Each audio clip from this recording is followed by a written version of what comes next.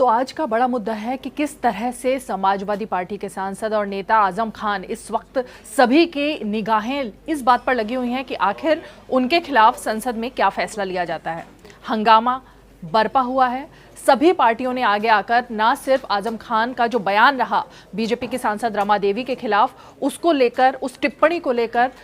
इस बात पर भरोसा जताया है कि अब स्पीकर कुछ ना कुछ बड़ा कदम उठाने वाले हैं, यानी बड़ा फैसला लेने वाले हैं। हम पहले तो नियमों की बात कर लें कि संसद में दोनों ही सदनों को किस तरह के नियम प्राप्त हैं। संसद एकमात्र ऐसी संस्था है जहां पर कि इतने ज़्यादा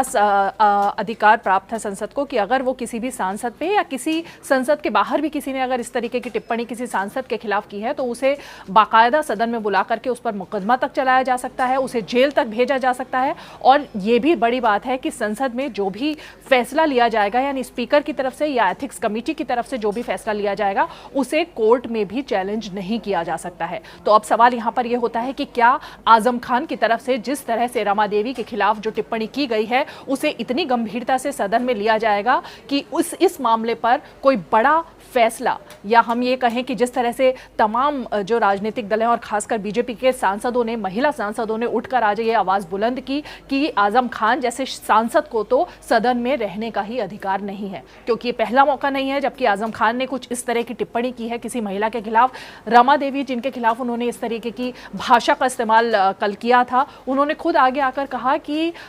वो पहली महिला सांसद नहीं है या पहली महिला नेता नहीं है जिनके खिलाफ इस तरीके का व्यवहार आजम खान की तरफ से हुआ है, बल्कि इससे पहले जयप्रदा के खिलाफ यही बयान आया था। और जब जब महिलाओं के हितों की बात होती रही है, चाहे वो ट्रिपल तलाक की बात हो या फिर कि कुछ और मुद्दों पर, तो आजम खान के बोल हमेशा इसी तरह के महिलाओं के खिलाफ आते रहे हैं। तो एक ये मामला है जो आजम खान के खिलाफ जाता है। दूसरी तरफ हालांकि मामले बहुत सारे यहाँ पर उठते हैं, लेकिन आज जब स्पीकर ने ये वाली बात कही है कि वो इस पूरे मसले को गंभीरता से लेते हैं और इस मसले पर वो एक सर्वदलीय बैठक बुलाएंगे, और अगर सर्वदलीय बैठक में ये बात सामने आती है और सभी की यही राय बनती है कि हाँ, आजम खान के खिलाफ सस्पेंशन का भी नोटिस दिया जा सकता है और उनको सस्पेंड करने की कार्रवाई को आगे बढ़ाना चाहिए, तो वो ऐसा कर सकते हैं। तो कहीं ना कहीं हम ये कह सकते हैं कि आजम खान पर गाज तो जरूर गिरेगी, क्योंकि अभी तो वो माफी मांगने को भी तैयार नहीं है। अगर वो माफी मांग लेते हैं तो शायद मामला वहां पर थम सकता है, लेकिन फिलहाल जिस तरह से उनकी पार्टी के नेता अखिलेश यादव उनके सपोर्ट में आए, और कल भी जब वो ये बयान दे रहे थे, जब उन्होंने टिप्पणी की थी, तो अखिलेश यादव के चेहरे पर एक मुस्कुराहट थी। उन्होंने उनका पूरी तरह से खड़े होकर बचाव किया जब बीजेपी के सांसदों ने उनके खिलाफ में आवाज़ बुलंद की।